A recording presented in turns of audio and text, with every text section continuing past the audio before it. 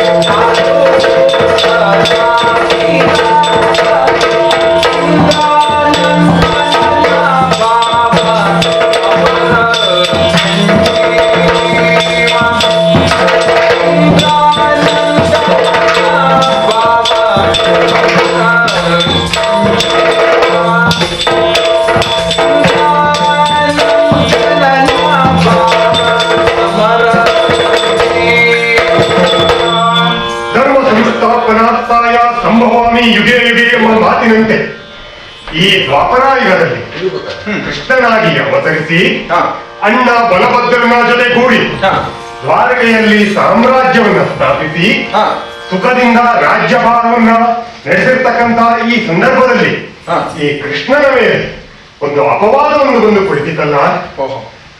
ನಮ್ಮ ರಾಜ್ಯದ ಸಾಮಂತರಲ್ಲಿ ಒಬ್ಬನಾದಂತಹ ಸತ್ರಾಜಿತ ಎನ್ನುವನು ಸೂರ್ಯನ ಕುರಿತು ತಪಸ್ಸನ್ನ ಮಾಡಿ ದಿವ್ಯವಾದಂತಹ ಶಮಂತಕ ಮಣಿಯನ್ನ ಪಡೆದರಂತೆ. ಆ ಮಣಿಯನ್ನ ಧರಿಸಿದ ಆತನ ತಮ್ಮನಾದಂತಹ ಪ್ರಸೇನ ಎನ್ನುವನು ಕಾಡಿಗೆ ಬೇಟೆಗೆಂದು ಹೋದವನು ಮರಳಿ ಬರಲಿಲ್ಲವಂತೆ. ಸಾಮ್ರಾಜ್ಯದ ಜನರು ಮತ್ತು ಆ ಸತ್ರಾರ್ಜಿತ ಹಾಡಿಕೊಡ್ತಾ ಇರುವುದೇನು, ಕೃಷ್ಣನೇ ಕಾಡಿಗೆ ಹೋದಂತಹ ಪ್ರಸೇನನನ್ನ ಕೊಂದು ಶಮಂತಕ ಮಣಿಯನ್ನ ಅಪಹರಿಸಿದ್ದಾನೆ ಎನ್ನುವುದಾಗಿ. ಕೃಷ್ಣ ಕಳ್ಳ ಎನ್ನುವಂತ ಪ್ರತೀತಿ ಮುಂಚೆಯಿಂದಲೂ ಇದ್ದಿದ್ದೆ. ಸಣ್ಣವನಿದ್ದಾಗ ಬೆಣ್ಣೆಯನ್ನ ಕದ್ದೆ, ದೊಡ್ಡವನಾದ ಮೇಲೆ ಹೆಣ್ಣನ್ನ ಕದ್ದೆ. ಆದರೆ ಈ ಕೊಲೆಯನ್ನ ಮಾಡಿ ಮಣಿಯನ್ನ ಅಪಹರಿಸುವಂತ ನೀಚ ಈ ಕೃಷ್ಣನು ಅಲ್ಲ ಎನ್ನುವುದು ಈ ಜಗತ್ತಿಗೆ ಗೊತ್ತಾಗಬೇಕು ಅಂತಾದರೆ ಆ ಕಾಡಿಗೆ ಹೋದಂತಹ ಪ್ರಸೇನ ಏನಾದ, ಆತ ಧರಿಸಿದಂತಹ ಶಮಂತಕ ಮಣಿ ಏನಾಯಿತು ಎನ್ನುವುದನ್ನ ನಾನು ತಿಳಿದು ಬರಬೇಕು. ತಿಳಿದು ಬಂದು ಕಳ್ಳ ಎನ್ನುವಂತಹ ನನ್ನ ಮೇಲಿನ ಅಪಾದನೆಯಿಂದ ನಾನು ದೂರನಾಗಬೇಕು. ಆ ಕಾರಣದಿಂದಾಗಿ ಆ ಪ್ರಸೇನ ಕಾಡಿಗೆ ಹೋದಂತಹ ಗುರುತನ್ನ ಹಿಂಬಾಲಿಸಿಕೊಂಡು ಕಾಡಿನಡೆಗೆ ಸಾಕ್ತೇನೆಂತ ನೋಡೋಣ. ಅಲ್ಲಿ ಕಾಣಿಸ್ತಾ ಇರುವುದೇನು, ತುರಗ ಪಾದದ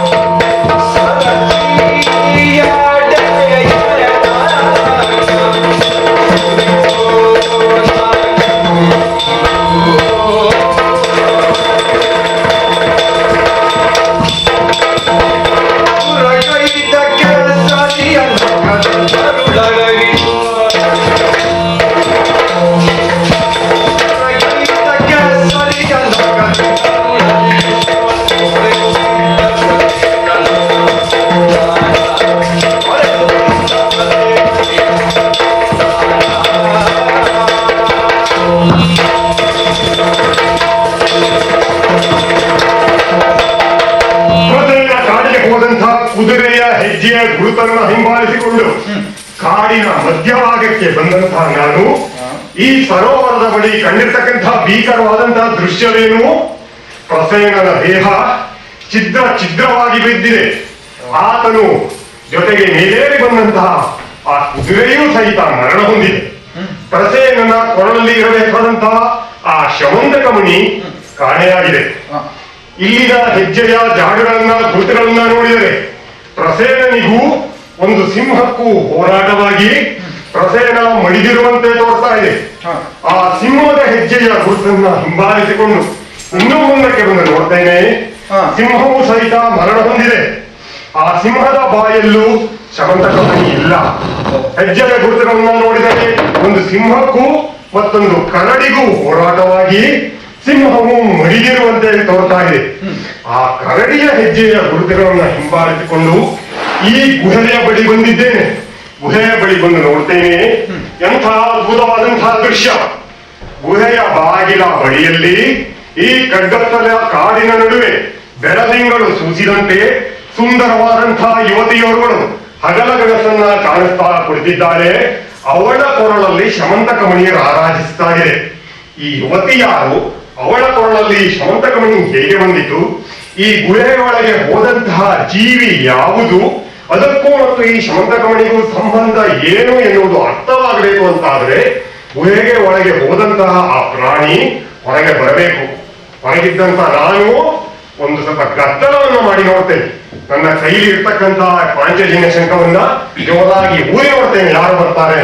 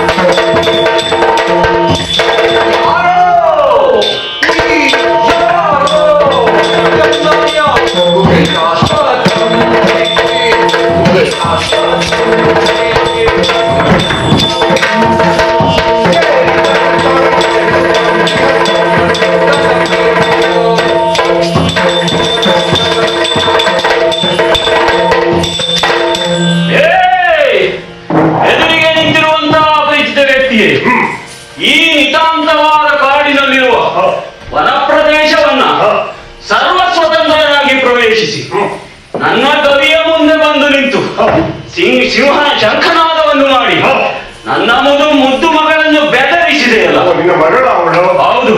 ಯಾರೋ ನೀನು ಇಲ್ಲಿಗೆ ಬಂದು ನನ್ನ ಮಗಳನ್ನ ಬೆದರಿಸಲಿಕ್ಕೆ ಕಾರಣ ಏನ? ಓ ಕರಡಿಯೇ, ಪ್ರಾಣಿ ಸಹಜ ಸ್ವಭಾವದಿಂದ ನನ್ನ ಮಗಳನ್ನ ಬೆದರಿಸಿದಂತ ನನ್ನ ಮೇಲೆ ಆಕ್ರಮಣವನ್ನ ನೀನು ಮಾಡದೆ ಮನುಷ್ಯ ಭಾಷೆಯಲ್ಲಿ ನನ್ನನ್ನ ವಿಚಾರಿಸ್ತಾ ನಾನು ಯಾರು ಎನ್ನುವುದಾಗಿ ನಿನ್ನ ಈ ಮಾತುಗಳನ್ನ ಮತ್ತು ನಿನ್ನ ವಿಶೇಷವಾದಂತಹ ವೇಷಭೂಷಣಗಳನ್ನ ನೋಡಿದರೆ ಅರ್ಥವಾಗುತ್ತಾ ಇದೆ ನೀನು ಸಾಮಾನ್ಯವಾದಂತಹ ಕರಡಿ ಅಲ್ಲ ಎನ್ನುವುದಾಗಿ. ಅರ್ಥ ಆಯ್ತಾ? ಏನೇ ಇರಲಿ, ನನ್ನ ಪರಿಚಯವನ್ನ ಕೇಳಿದೆಯಲ್ಲ, ಹೇಳ್ತೇನೆ ಕೇಳು. ಅಯ್ಯ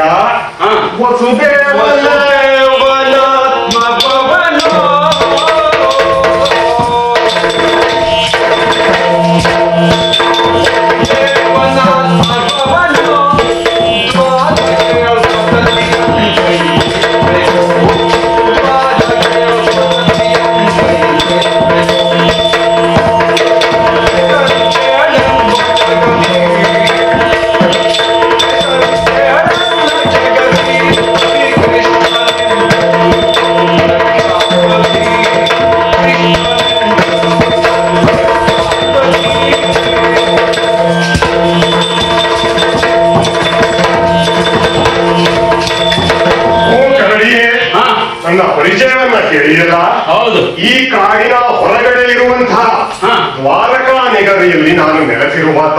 ಓಹೋ. ವಸುದೇವ ದೇವಕಿಯರ ಗರ್ಭ ಸಂಜಾತ ಹಾ. ಕೃಷ್ಣ ಎನ್ನುವ ನನ್ನ ಹೆಸರು ಲೋಕವಿಖ್ಯಾತ. ಅಷ್ಟೇ ಅಲ್ಲದೆ ಹಾ. ಚ್ಯುತಿ ಇಲ್ಲದವನಾದ್ದರಿಂದ ಅಚ್ಯುತ ಎನ್ನುವುದಾಗಿಯೂ, ಹಾ.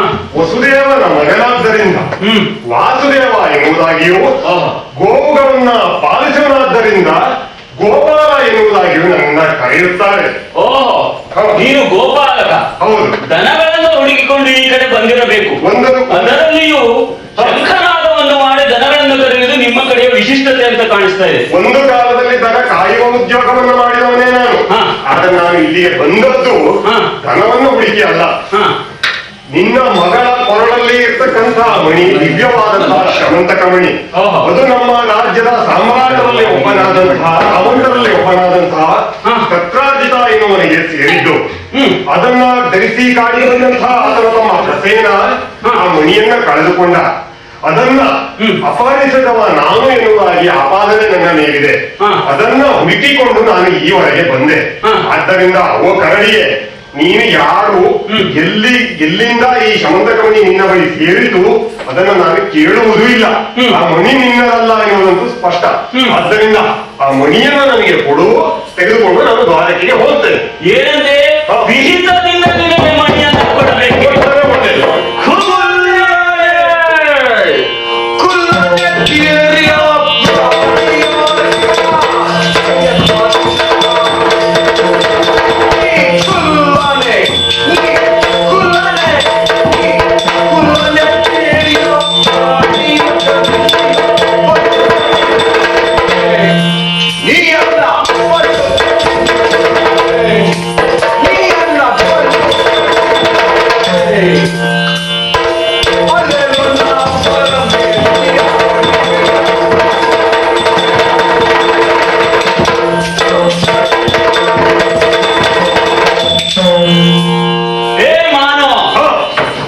ಏನಂದ್ರೆ ನೀನು ಕೇಳಿದಾಕ್ಷಣ ಹೆದರಿ ಮಣಿಯನ್ನ ಕೊಡೋದಿಕ್ಕೆ. ಆ ಮಣಿಯನ್ನು ನನಗೆ ಕೊಟ್ಟರೆ ದ್ವಾರಕೆಗೆ ನಾನು ಮರಳಿ ಹೋಗಿ ಆಪಾದನೆಯಿಂದ ಹಾಗೆಲ್ಲ ಮಣಿಯನ್ನ ಕೊಡೋದಿಕ್ಕೆ ನನ್ನನ್ನೇನು ನೀನು ಸಾಮಾನ್ಯ ಮೃಗ ಎಂದುಕೊಂಡೆಯೇನು? ಅಲ್ಲವೇ ಅಲ್ಲ. ನಾನು ನಿನ್ನಂತೆ ದ್ವಾಪರದಲ್ಲಿ ಹುಟ್ಟಿದವನೇ ಅಲ್ಲ. ಆ ತ್ರೇತಾಯುಗದಲ್ಲಿ ಬ್ರಹ್ಮನ ಆಕಳಿಕೆಯಿಂದ ಹುಟ್ಟಿದಂತಹ ವ್ಯಕ್ತಿ ಜಾಂಬವ. ಈ ಮಣಿಯನ್ನ ನಾನು ಸಿಂಹದೊಡನೆ ಹೋರಾಡಿ ಪಡೆದುಕೊಂಡಿದ್ದೇನೆ. ನೀನು ಕೇಳಿದಾಕ್ಷಣ ಮಣಿಯನ್ನ ಕೊಡಲಿಕ್ಕೆ ಅದನ್ನೇನು ಆಟದ ಗೋಲಿ ಎಂದುಕೊಂಡಿದ್ದು ಹೋಗಲಿಲ್ಲ. ಆ ಮಣಿಯನ್ನು ನನಗೆ ಕೊಡು ಅಂತ ಹೇಳಿದರೆ ನೀನು ಹೋರಾಟವಿಲ್ಲದೆ ಕೊಡುವುದಿಲ್ಲ ಅಂತ ಹೇಳ್ತೀಯ. ಮೇಲಾಗಿ ಬ್ರಹ್ಮ ಮಾನಸ ಪುತ್ರ ನೀನು ಎನ್ನುವುದಾಗಿ ಹೇಳಿಕೊಡ್ತಾ ಇದ್ದೀಯ. ಹೌದು. ನೀನು ಬ್ರಹ್ಮ ಮಾನಸ ಪುತ್ರನೇ ಆಗಿದ್ದರೆ ವಿಶೇಷವಾದಂತಹ ಏನಾದರೂ ಶಕ್ತಿ ಸಾಮರ್ಥ್ಯ ನಿನ್ನಲ್ಲಿ ಇರಬೇಕಾದ್ದೆ. ಯಾಕೆ ಅಂತಂದರೆ ಬ್ರಹ್ಮ ಮಾನಸ ಪುತ್ರರು ಅನೇಕರಿದ್ದಾರೆ. ಉದಾಹರಣೆಗೆ ನಾರದರು 3.25 ಗಳಿಗೆಯಲ್ಲಿ 3 ಲೋಕವನ್ನು ಸುತ್ತಬಲ್ಲಂತಹ ಸಾಮರ್ಥ್ಯವುಳ್ಳವರು. ಅವರ ಹಾಗೆ ಜಾಂಬವನಾದಂತಹ ನೀನು ವಿಶೇಷವಾದಂತಹ ಸಾಧನೆಯನ್ನೇನಾದರೂ ಮಾಡಿದ್ದೀಯೋ ಹೇಗೆ? ಬೇಕಾದಷ್ಟು ಮಾಡಿದ್ದು. ಹೌದಾ? ಉದಾಹರಣೆಗೆ ಹೇಳುವುದಾದರೆ ಒಮ್ಮೆ ಆ ಸೂರ್ಯನೊಡನೆ ಪಂಥವನ್ನು ಕಟ್ಟಿ ಆ ಮೇರು ಪರ್ವತವನ್ನು ಒಂದೇ ವಾರದಲ್ಲಿ 21 ಬಾರಿ ಸುತ್ತಿ ಬಂದಿದ್ದೇನೆ. ಮತ್ತಿನ್ನೇನು ಬೇಕು? ಸೂರ್ಯ ದಿನ 1 ಬಾರಿ ಮೇರು ಪರ್ವತವನ್ನು ಸುತ್ತಿದರೆ ನೀನು ದಿನಕ್ಕೆ 3 ಬಾರಿ ಅಂತೆ ವಾರದಲ್ಲಿ 21 ಬಾರಿ ಮೇರು 2 ಬಾರಿ 21 ಬಾರಿ ಸುತ್ತಿ ಸೂರ್ಯನಿಗಿಂತಲೂ ಪ್ರಬಲಶಾಲಿ ಎಂದು ಈ ಪರ್ವತಕ್ಕೆ ಈ ಪ್ರಪಂಚಕ್ಕೆ ತೋರಿಸಿಕೊಟ್ಟಿದ್ದೇನೆ. ಓ ಜಾಂಬವ, ಪರ್ವತವನ್ನು ನೀವು ಮಾಡಿದ್ದೇನು? ಸುತ್ತಿದ್ದು. ಪರ್ವತವನ್ನು ಸುತ್ತುವುದು ದೊಡ್ಡ ವಿಚಾರವೇನು? ಯಾಕೆ ಅಂತಂದ್ರೆ ಗೋಪಾಲಕರಾದಂತಹ ನಾವು ದನಗಳನ್ನು ಮೇಯಿಸುವ ಕಾರಣದಿಂದಾಗಿ ಅನೇಕ ಪರ್ವತಗಳನ್ನ ಗುಡ್ಡಗಳನ್ನ ಸುತ್ತಿದ್ದೇವೆ, ದನಗಳನ್ನ ಮೇಯಿಸಿದ್ದೇವೆ. ಹುಡುಗ, ನೀ ಗೋಪಾಲಕ ಆಗಿ ಸಣ್ಣ ಪುಟ್ಟ ಗುಡ್ಡಗಳನ್ನು ತಿರುಗಿದವನಿಗೆ ನಿನಗೆ ಪರ್ವತ ಬಗ್ಗೆ ಏನು ಗೊತ್ತುಂಟು? ನಾನು ಕೇಳಿದ್ದೇನೆ, ಈಗಿನ ಕಾಲದ ಹುಡುಗಿಯರನ್ನ ಕಟ್ಟಿಕೊಂಡು ಗುಡ್ಡಗಳನ್ನ ತಿರುಗುತ್ತಾರೆ ಅಂತ, ಅಥವಾ ಗೋಪಾಲಕರು ದನಗಳನ್ನ ಕಾಯಲಿಕ್ಕೆ ಗುಡ್ಡಗಳಿಗೆ ತಿರುಗುತ್ತಾರೆ ಅಂತ. ಆದರೆ ಈ ಮೇರು ಪರ್ವತ ಒಂದು ಸಾಮಾನ್ಯ ಮೇರು ಪರ್ವತ ಅಲ್ವೋ? ನಿನ್ನಂತಹ ಸಾಮಾನ್ಯರು ಸುತ್ತಲಿಕ್ಕೆ ಹೋಗಿ ಆ ಭಯಂಕರವಾದ ಮೇರು ಪರ್ವತವನ್ನು ಸುತ್ತಲಿಕ್ಕೆ ಹೋದರೆ ನಿನ್ನಂತವರು ಸತ್ತು ಹೋಗುವ ಸಂದರ್ಭವು. ಹೌದು. ಹೀಗಾಗಿ ಅದನ್ನು ಸಾಮಾನ್ಯ ಎಂದು ಅಂದುಕೊಳ್ಳುವ ಅಗತ್ಯ ಇಲ್ಲ. ಅಷ್ಟು ದೊಡ್ಡ ಪರ್ವತವನ್ನ ನೀನು ಸುತ್ತಿದ್ದೀಯ. ಹೌದು. ಅಯ್ಯ, ಈ ಪರ್ವತದ ವಿಚಾರದಲ್ಲಿ ನಾವು ಎಂತೆಂತ ಸಾಹಸ ಮಾಡಿದ್ದೀಯೋ. ಅಯ್ಯ, ಕಿರಿಬೆಟ್ಟಿ ನೋಡಕ್ಕೆ ನಾನು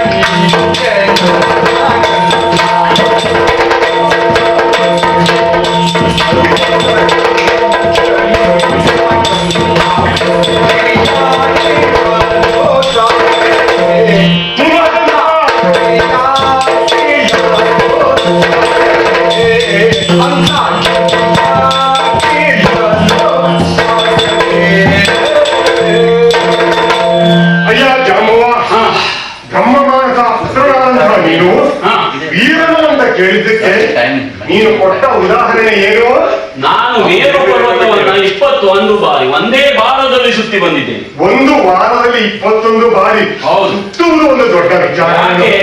ಯಾಕೆ ಅಂತ ಹೇಳ್ತಾ ಇದ್ದೇನೆ, ಸುತ್ತುವುದು ಹತ್ತುವುದು ಜೀವಿಗಳಿಗೆ ಗೊತ್ತಿದ್ದಿದೆ, ವಿಶೇಷವಾದ ಸಾಧನೆ ಏನು ಅಲ್ಲ ಅದು. ಯಾಕೆ? ಒಂದು ಕಾಲದಲ್ಲಿ ನೀನು ಮೇರು ಪರ್ವತವನ್ನು ಸುತ್ತಿದ್ದೇ ಹೋದಾದರೂ ಯೌವನದ ಕಾಲದಲ್ಲಿ ಶಕ್ತಿವಂತ ನೀನು ಹಾಗೆ ಮಾಡಿದೆ ಅಂತ ನಾನು ತಿಳ್ಕೊಳ್ತೇನೆ ಅಷ್ಟೇ ಹೊತ್ತು ವಿಶೇಷವಾದಂತಹ ಸಾಧನೆ ಅಂತ ನಾನು ತಿಳಿದುಕೊಳ್ಳುವುದಿಲ್ಲ. ಮತ್ತೆ ನೀನೇನ್ ಮಾಡಿದೀಯ? ಯಾಕೆ ಅಂತಂದ್ರೆ ನಾನು ಪರ್ವತದ ವಿಚಾರದಲ್ಲಿ ಸ್ವಲ್ಪ ಸಾಧನೆಯನ್ನು ಮಾಡಿದ್ದೇನೆ ಅಂತ ನಾನು ಹೇಳ್ಕೊಳ್ಬಹುದು. ಏನ್ ಮಾಡಿದ್ದೀ? ಸಣ್ಣವನಿದ್ದಾಗಿನ ಮಾತು, ಒಂದು ಕಾಲದಲ್ಲಿ ಆ ಇಂದ್ರ ನಮ್ಮ ಗೋಪಾಲಕರ ಮೇಲೆ ಉಣಿಸಿಕೊಂಡು ನಮ್ಮ ಗೋಕುಲದ ಮೇಲೆ ಧಾರಾಕಾರವಾಗಿ 7 ದಿನಗಳ ಕಾಲ ಸತತವಾಗಿ ಜೋರಾಗಿ ಮಳೆಯನ್ನು ಸುರಿಸಿದ.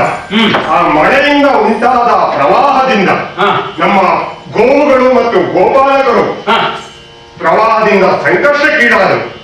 ಆಗ ಆ ಗೋಪಾಲಕರನ್ನ ಮತ್ತು ಗೋವುಗಳನ್ನ ಗೋವರ್ಧನ ಗಿರಿಯ ಬಳಿ ಕರೆದೊಯ್ದಂತಹ ನಾನು ಆ ಗೋವರ್ಧನ ಗಿರಿಯನ್ನ ಗಿರಿಬೆಟ್ಟಿನಲ್ಲಿ ಎತ್ತಿ 7 ದಿನಗಳ ಕಾಲ ಗೋವುಗಳನ್ನ ಮತ್ತು ಗೋಪಾಲಕರನ್ನ ಕಾಪಾಡಿದ್ದೇನೆ.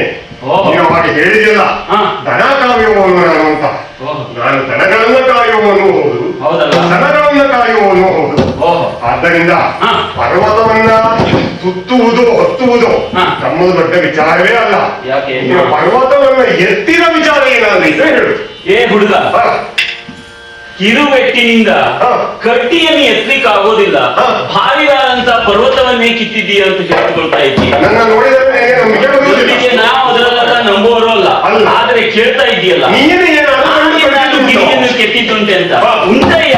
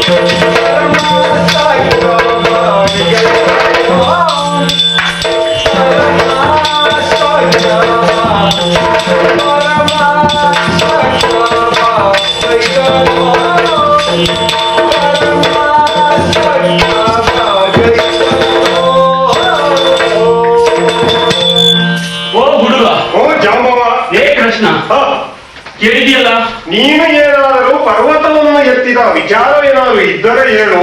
ನಮ್ಮ ಮಾನಸ ಪುತ್ರನಂತ ನೀನು ವಿಶೇಷವಾದಂತಹ ಸಾಧನೆಯನ್ನು ಮಾಡಿದ್ದೀಯ ಎನ್ನುವುದನ್ನು ನಾನು ಒಪ್ಪಿಕೊಳ್ತೇನೆ. ನೀನೇನಾದರೂ ದಂಡು ಕಳಿಸಿದ್ದುಂಟಾ ಅದು ಹೇಳು. ಉಂಟಯ್ಯ, ಉಂಟು. ಹೌದು, ಪರ್ವತವನ್ನು ಎತ್ತಿದ್ದು ಬಹಳಷ್ಟು ಉಂಟು. ಯಾವಾಗ ಹೇಳ್ತೇನೆ ಕೇಳು.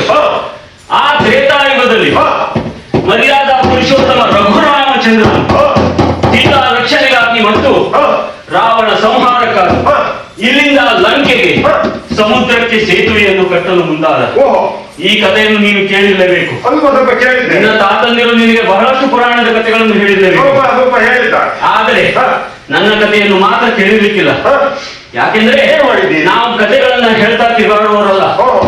ಹೌದು, ಈಗ ನೀನು ಕೇಳಿದ್ದಕ್ಕಾಗಿ ಹೇಳ್ತಾ ಇದ್ದೇನೆ ಕೇಳು. ಕತೆ ಹೊಡೆಯುವ ಜನ ನೀನಲ್ಲ, ಗೊತ್ತಾಯ್ತು ಅಲ್ಲ.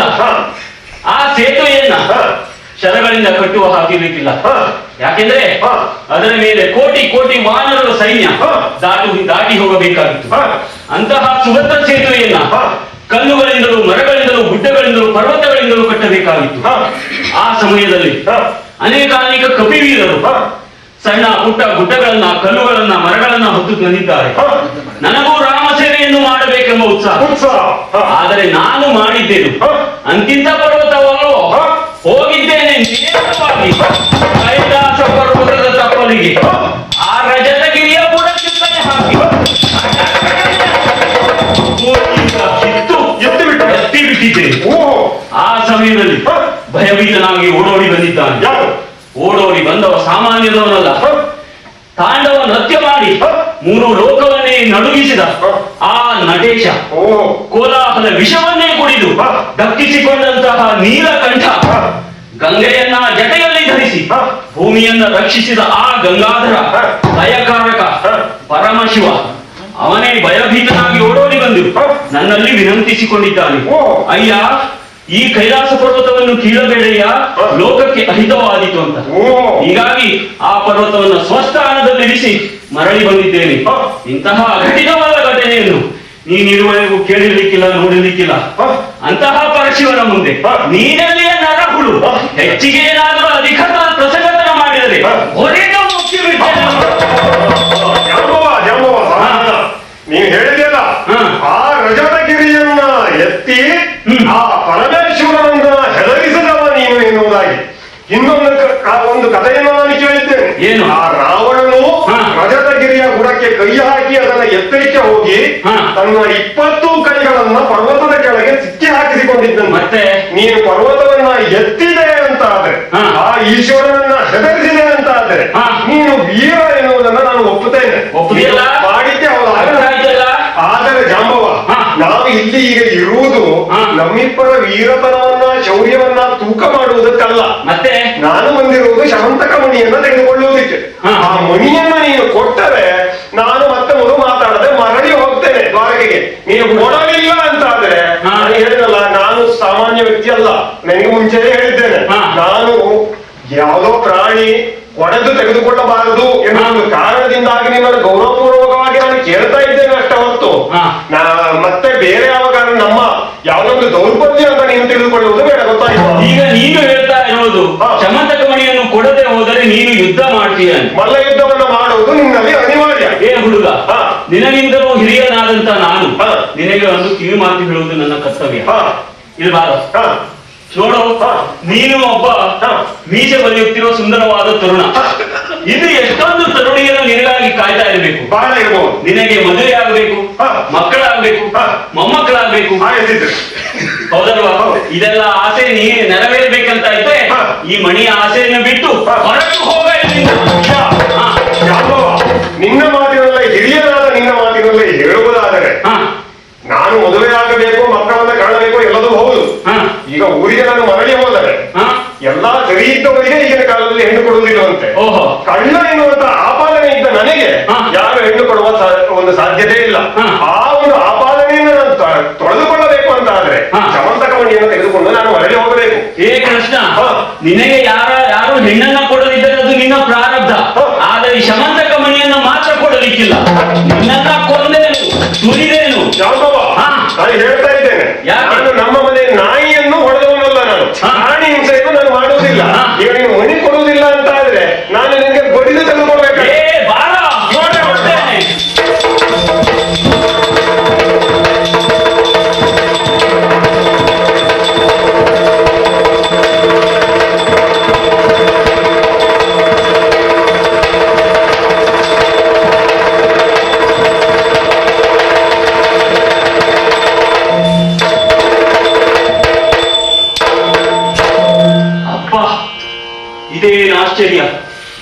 ಸಾವಿರ ಸಾವಿರ ವರ್ಷಗಳ ಕಾಲ ಬದುಕಿದೆ.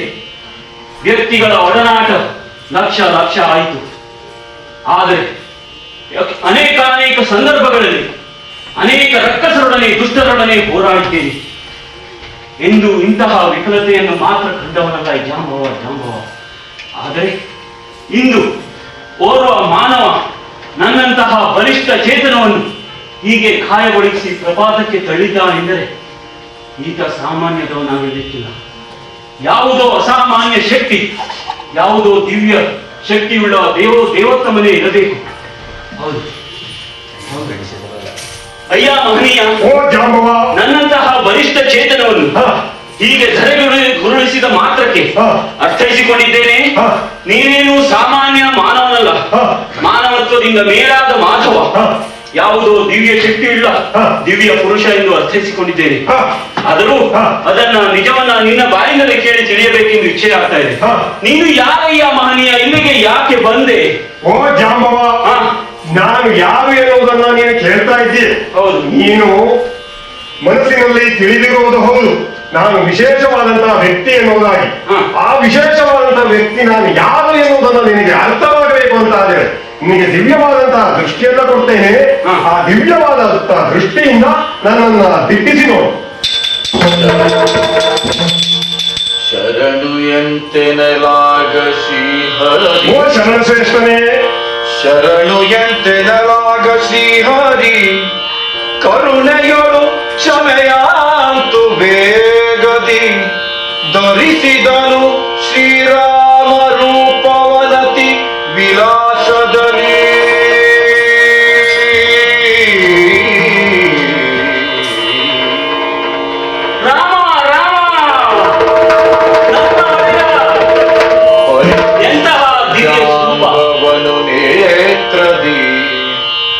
ಪರಿಕಿಸುತ್ತ ಜಾಂಬವನು ನೇತ್ರದಿ ಸುರಿಸುತ್ತಾನಂದಾಶ್ರುವನು ತರತರಿಸಿ ಬಂದಡಿ ಕೆರಗಿ ಕರಂಗಳ ಮುಗಿದು ದೈನ್ಯದಲ್ಲಿ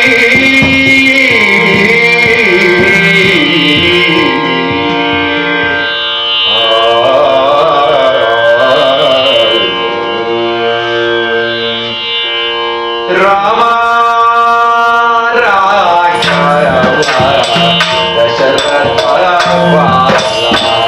ಜಯ ಸೀತಾ ಲೋಲಾ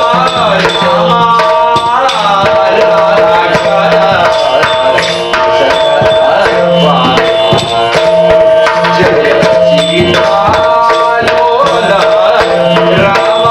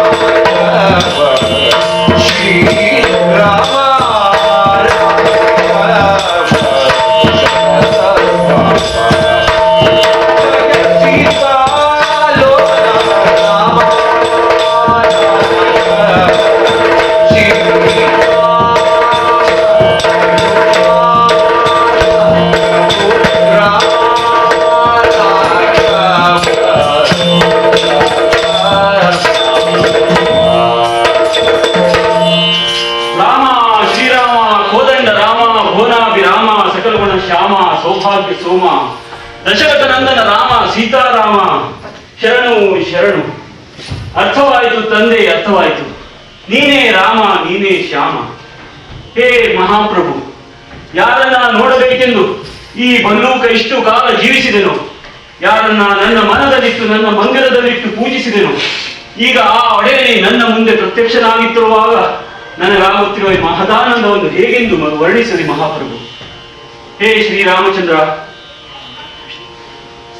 ಸೃಷ್ಟಿ ಸ್ಥಿತಿ ಲಯ ಈ ಮೂರನ್ನು ತನ್ನಲ್ಲಿ ಒಳಗೂಡಿಕೊಂಡ ನಿನ್ನ ಮುಂದೆ ಕೋಟಿ ಕೋಟಿ ಜೀವ ಜಂತುಗಳಲ್ಲಿ ಒಬ್ಬನಾದ ನಾನು ತಡಮಾತ್ರದವನಲ್ಲವೇ ಮಹಾಪ್ರಭು. ಆದರೂ ಪ್ರತಿ ಯುಗದಲ್ಲಿಯೂ ರಾಮನಾಗಿ ಕಾಣಿಸುತ್ತೇನೆಂದು ಆ ತ್ರೇತಾಯುಗದಲ್ಲಿ ಕೊಟ್ಟ ಮಾತಿನಂತೆ ಈಗ ಯಾವುದೋ ಕಾಡಿನಲ್ಲಿರುವ ಒಂದು ಮೂಲೆಯಲ್ಲಿರುವ ಈ ಬಡ ಬಲ್ಲೂಕನನ್ನು ಹುಡುಕಿಕೊಂಡು ಬಂದು ನಿನ್ನ ಈ ದಿವ್ಯ ರೂಪವನ್ನು ತೋರಿ ನನ್ನನ್ನು ಉದ್ಧರಿಸಲು ಮುಂದಾದೆಯಲ್ಲ ತಂದೆ. ಹೇ ಶ್ರೀರಾಮಚಂದ್ರ, ನಾನು ಧನ್ಯನಾದೆ ಸ್ವಾಮಿ, ಧನ್ಯನಾದೆ.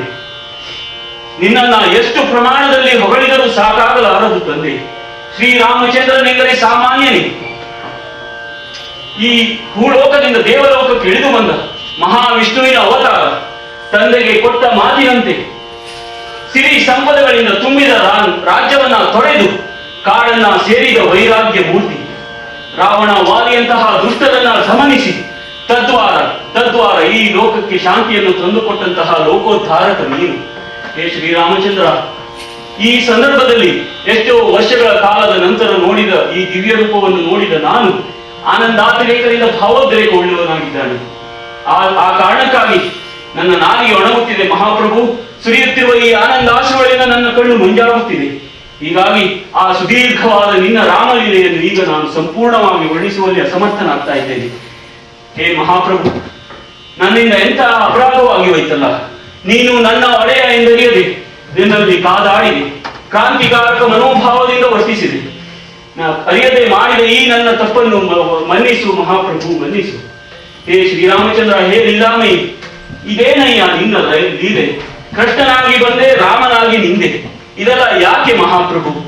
ಓ ಸರ್ವಶ್ರೇಷ್ಠ ಜಾಂಬವಂತ, ಕೃಷ್ಣನಾಗಿ ಬಂದಂತಹ ನೀನು ರಾಮನಾಗಿ ನಿಂತಹ ನನ್ನ ಈ ದಿವ್ಯವಾದ ರೂಪವನ್ನ ನೋಡಿ ಆನಂದಾತಿರೇಕದಿಂದ ಆಶ್ಚರ್ಯಗೊಂಡು ನನ್ನನ್ನ ಪ್ರಶ್ನಿಸ್ತಾ ಇದ್ದೀಯ ನಾನು ಹೇಗೆ ಈ ರೂಪವನ್ನ ಧರಿಸಿದೆ ಎನ್ನುವುದಾಗಿ. ಓ ಜಾಂಬವ, ನಾನು ತ್ರೇತಾಯುಗದಲ್ಲಿ ರಾಮನಾಗಿ ಅವತರಿಸಿದ್ದನಷ್ಟೇ, ಈ ದ್ವಾಪರ ಯುಗದಲ್ಲಿ ಕೃಷ್ಣನಾಗಿ ನಾನು ಅವತರಿಸಿದ್ದೇನೆ.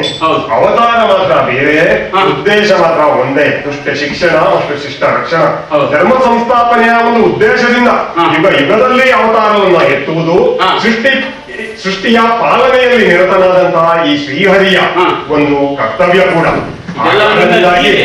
ರಾಮನು ಬೇರೆ ಅಲ್ಲ, ಕೃಷ್ಣನೂ ಬೇರೆ ಅಲ್ಲ ಎನ್ನುವುದನ್ನ ಜಗತ್ತಿಗೆ ಸಾರುವ ಸಲುವಾಗಿ ಈ ಒಂದು ನಾಟಕವನ್ನು ನಾನು ಆಡಿದ್ದೇನೆ ಅಷ್ಟೇ ಹೊರತು ಬೇರೇನೂ ಅಲ್ಲ. ಅಷ್ಟೇ ಅಲ್ಲದೆ ರಾಮನಾಗಿ ನಿನಗೆ ದರ್ಶನವನ್ನು ಕೊಡ್ತೇನೆ ಎನ್ನುವಂತ ಒಂದು ಮಾತು ನನ್ನದಿತ್ತಲ್ವೇ, ಆ ಮಾತನ್ನು ನಾನು ಈಡೇರಿಸಿದ್ದೇನೆ. ಆದ್ದರಿಂದ ಜಾಂಬವ, ಈ ಒಂದು ವಿಚಾರದಲ್ಲಿ ನೀನು ಯಾವುದೇ ತರವಾದಂತಹ ಮನಸ್ಸಿನಲ್ಲಿ ಒಂದು ಖೇದವನ್ನ ಇಟ್ಟುಕೊಳ್ಳುವಂತ ಸಂದರ್ಭ ಇಲ್ಲ. ಯಾಕಂದರೆ ನಾನು ರಾಮನೆನ್ನುವುದನ್ನ ಹಿಡಿಯದೆ ನನ್ನ ಮೇಲೆ ಕೈ ಮಾಡಿದೆ ಅಷ್ಟೇ ಹೊರತು ಬೇರೆ ಯಾವುದೇ ಒಂದು ಉದ್ದೇಶದಿಂದ ಅಲ್ಲ. ಆದ್ದರಿಂದ ನಾನು ಇಲ್ಲಿಗೆ ಬಂದಿರುವುದು ಆ ಶಮಂತಕ ಮಣಿಯ ಸಲುವಾಗಿ. ಆ ಮಣಿಯನ್ನ ತೆಗೆದುಕೊಂಡು ನಾನು ದ್ವಾರಕೆಗೆ ಹೋಗ್ತೇನೆ ಜಾಂಬವಂತ. ಅರ್ಥವಾಯಿತು ಮಹಾಪ್ರಭು, ಅರ್ಥವಾಯಿತು. ಮಣಿಯನ್ನ ಕೇಳ್ತಾ ಇದೆಯಲ್ಲ, ಕೊಡ್ತೇನೆ. ಆದರೆ ನಿನಗೆ ಮದುವೆ ಆಗಿದೆಯಾ ಮಹಾಪ್ರಭು? ಯಾಕೆಂದ್ರೆ ಈ ಕಾಡಿನಲ್ಲಿ ಅನಾಥೆಯಾಗಿರುವ ಓರ್ವ ಹುಡುಗಿಯನ್ನು ನಾನು ಜಾಂಬವತಿ ಎಂದು ಹೆಸರಿಟ್ಟು ಮುದ್ದಿನಿಂದ ಮಗಳನ್ನಾಗಿ ಸಾಕಿದ್ದೇನೆ. ಈಗ ಅವಳು ಪ್ರಾಯಕ್ಕೆ ಬಂದಿದ್ದಾಳೆ.